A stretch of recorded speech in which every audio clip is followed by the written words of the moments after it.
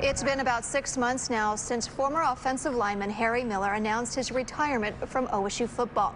Miller left the game he loved for medical reasons, battling with severe mental health struggles, even contemplating suicide. Fast forward to today, and he's heading in a new direction. I got the chance to sit down one-on-one to find out how he's using his experience to help others.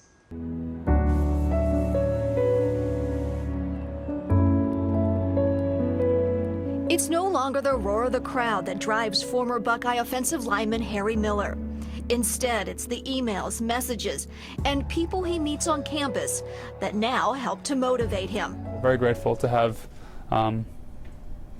people reach out to me and ask for help. Helping those battling with mental illness. Miller knows the conflict all too well. He says he's been dealing with it most of his life. And last season, the struggle so relentless. Last March, he retired from the game.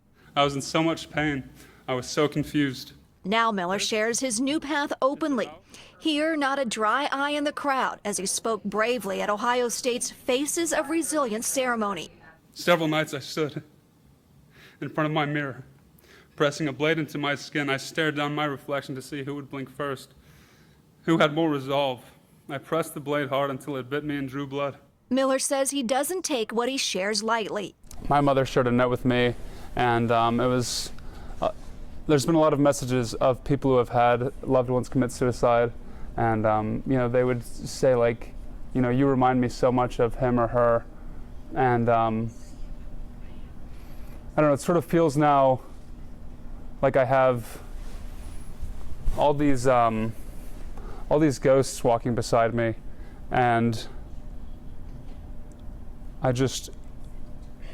I hope every time that when somebody asks me for help or for advice, I just hope my words are good, and so I understand the weight of words. Nowadays, he's back at school. He has 3 semesters left before graduating. He's even returned to the Woody this season, where he says it's not only been therapeutic for him, but he's there to help his former teammates too. It's very great to see them every day and to see them as we go through the season, to see guys be successful. I just want other people's experience to work out as much as possible for them. And while he no longer feels the pressure of football and is in a good place, he knows his mental well-being is part of a journey. I've sort of realized that you don't need the strength. You don't need the strength for a year or for a decade or for a lifetime.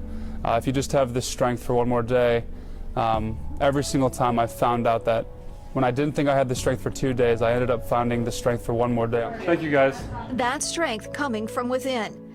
But he says he wouldn't be here without the love of family, friends, and Coach Ryan Day. I think Mark Twain said, he is no failure who has friends, and I'm grateful to have the friends and family I do that make life worth living, so I'm good. And that definitely is good to hear. Now, if you or someone you know is in need of help, call the Suicide and Crisis Lifeline at 988.